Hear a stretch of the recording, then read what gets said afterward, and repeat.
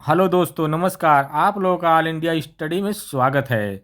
तो हो जाइए तैयार। आज हम पढ़ेंगे टॉपिक नंबर 6, मूल्यांकन और आकलन, जो हिंदी का पैडागोजी सेक्शन है। इसमें 40 हार्ड लेवल के क्वेश्चन है जो नए पैटर्न पर आधारित है। तो आइए प्रश्न नंबर 1 देखेंगे। मूल्यांकन का मुख्य उद्देश्य क्या है? तो देखिए, ऑप्शन नंबर है छात्रों को पास फेल करना, बी है केवल अंक देना, सी है अधिगम प्रक्रिया में सुधार करना, और डी है छात्रों की तुलना करना। हाँ, तो देखिए इसका जो सही आंसर हो जाएगा, ऑप्शन से देखेंगे तो केवल है। केवल जो होता है निगेटिव होता है, काट दीजिए। फेल पास कोई छात्र नहीं होता है, ये भी क्या होगा, निगेटिव हो जाता है, काट दीजिए। तुलना भी नहीं कर सकते छात्रों से, तो इसका जो सही आंसर होगा अधिगम प्रक्रिया में सुधार करना। ऑप्शन नंबर बी करेक्ट हो जाएगा, ठीक ना। अगला क्वेश्चन देखेंगे, प्रश्न नंबर 2। मूल्यांकन सीखने के लिए होना चाहिए, न कि सीखने का। यह कथन किससे संबंधित है? कह रहा है मूल्यांकन सीखने के लिए होना चाहिए, न कि सीखने का, ठीक ना। तो यह कथन किसका है? तो ये जो कथन है, ये जो कथन कथन होगा, यह गठनात्मक मूल्यांकन हो जाएगा। इसका जो सही आंसर ऑप्शन नंबर सी हो जाएगा, ठीक ना। वीडियो अच्छी लगे तो चैनल को लाइक शेयर सब्सक्राइब जरूर करें, पहले लाइक करिए। प्रश्न नंबर 3, गठनात्मक मूल्यांकन का उद्देश्य है। तो देखिए ऑप्शन नंबर ए है वर्ष के अंत में निर्णय, बी सीखने के दौरान, और सी है तय रैंक तय करना, और डी है प्रमाण पत्र देना। तो देखिए जो गठनात्मक मूल्यांकन होता है, यह सीखने के दौरान सुधार करना, फॉर्मेटिव बताए थे ना। तो इसका सही आंसर हो जाएगा ऑप्शन नंबर बी। अगला क्वेश्चन देखते हैं, प्रश्न नंबर 4, समापन मूल्यांकन कब किया जाता है? तो यह जो किया जाता है शिक्षण के अंत में। इसका सही जवाब हो जाएगा ऑप्शन नंबर सी, ठीक ना। जो समापन मूल्यांकन होता है, जब पूरा शिक्षण हो जाता है तो उसके अंत में करते हैं, पता लगाते हैं कि बच्चा कितना सीखा है, ठीक। अब अगला क्वेश्चन देखेंगे, प्रश्न नंबर 5, CCE का पूरा नाम क्या है? तो देखिए इसका जो सही आंसर हो जाएगा कॉन्टिन्यूअस एंड कंप्रेहेंसिव इवेल्यूशन, ठीक ना। तो ऑप्शन नंबर ए सही हो जाएगा। अगला क्वेश्चन देखेंगे, प्रश्न नंबर 6, सतत एवं व्यापक मूल्यांकन में व्यापक का अर्थ क्या है? तो देखिए व्यापक का यही अर्थ होता है संज्ञानात्मक व स्वशैक्षिक दोनों होता है, ठीक ना। तो संज्ञानात्मक भी होगा और स्वशैक्षिक भी होगा। तो इसका सही आंसर हो जाएगा ऑप्शन नंबर सी। देखिए केवल लिखित परीक्षा है, तो ये क्या हो जाएगा, केवल नकारात्मक शब्द होता है, इसलिए गलत हो जाएगा। देखिए, ठीक ना। अगला क्वेश्चन देखेंगे, प्रश्न नंबर 7, भाषा में मूल्यांकन का सही तरीका कौन सा है? तो देखिए ऑप्शन से हल करते हैं। केवल केवल आ गया तो काट दो, निगेटिव है। यहाँ जहाँ जहाँ केवल दिख रहा है वह निगेटिव होता है, ठीक ना, नकारात्मक शब्द होता है। तो इसका देखिए जो सही आंसर निकल के आएगा, जो बचा है ऑप्शन नंबर बी बचा है, बहुस्तरीय व बहुयामी, ऑप्शन नंबर बी। प्रश्न नंबर 8, निदानात्मक मूल्यांकन का उद्देश्य देखिए क्या होगा। निदान कब होगा, जब कोई कमजोरी को पहचानेगा तब ना।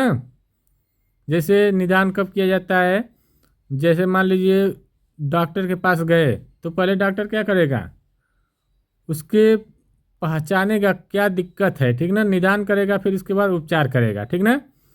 तो क्या होगा, कमजोरी पहचानना, ठीक ना।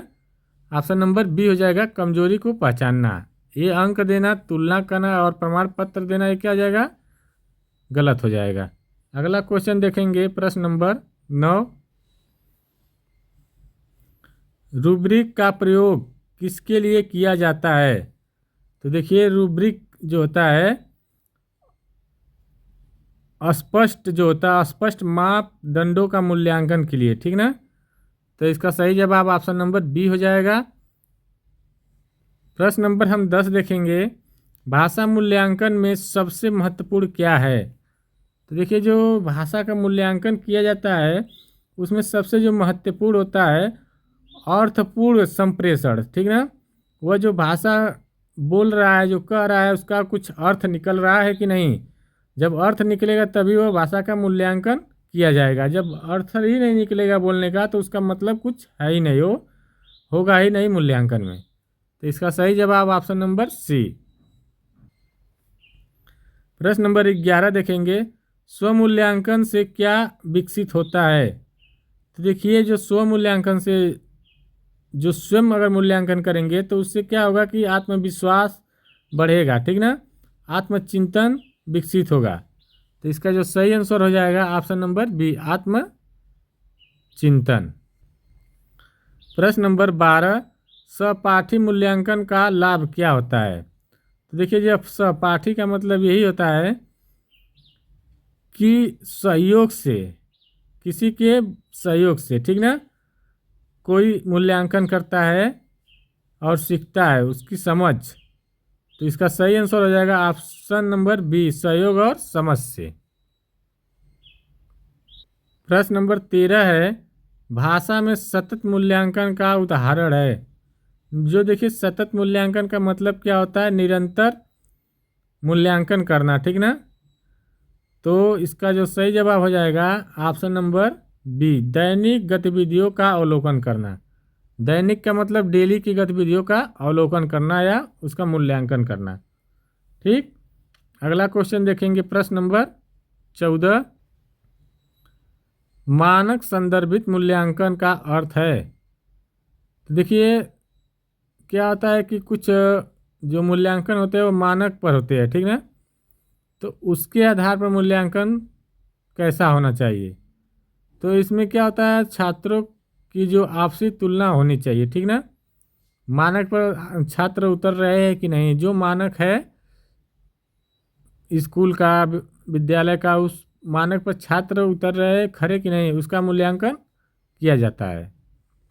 प्रश्न नंबर 15 देखेंगे। मापदंड संदर्भित मूल्यांकन का अर्थ।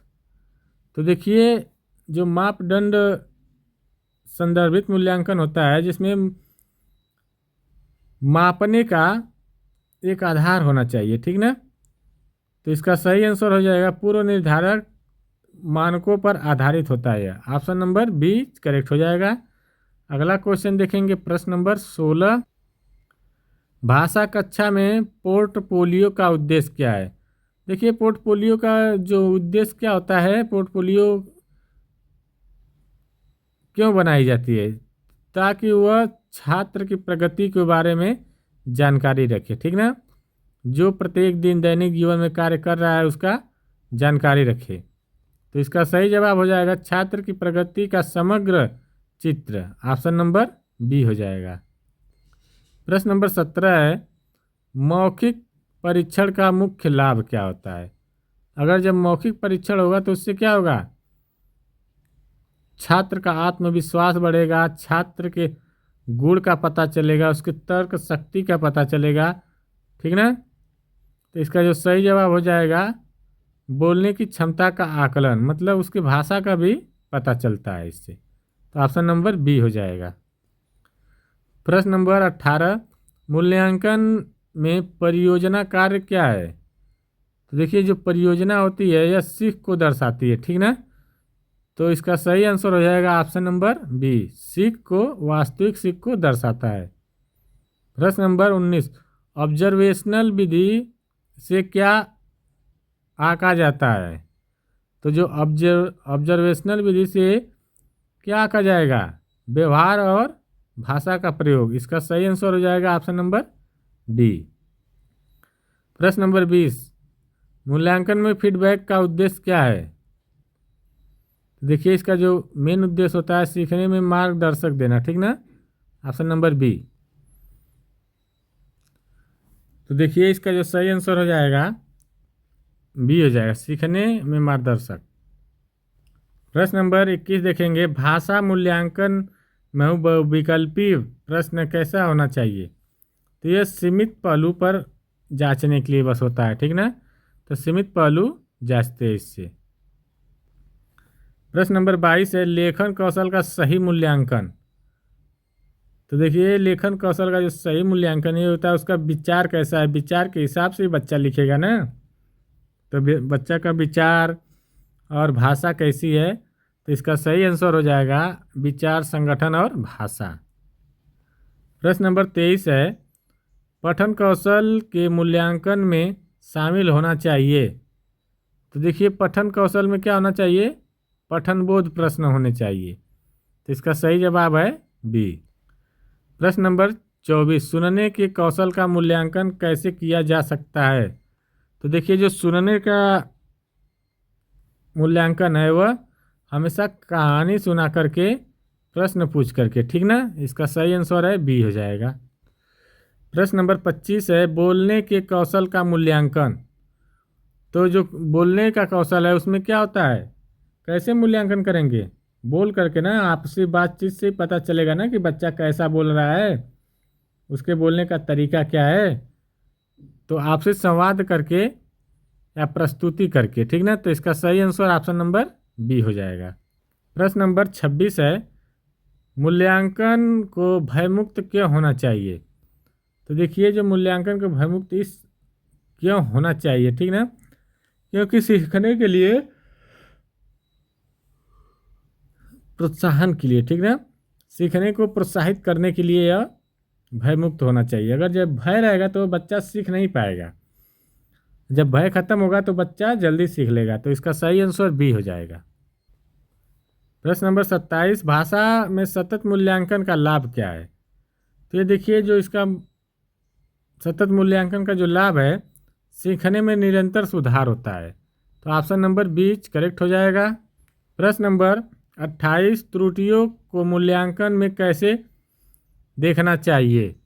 तो देखिए जो त्रुटि हो रही है तो मूल्यांकन जब करेंगे तो उसको इस प्रकार का से देखना चाहिए जिससे कि बच्चा सीख सके, सीखने का संकेत देना चाहिए उसको, ठीक ना।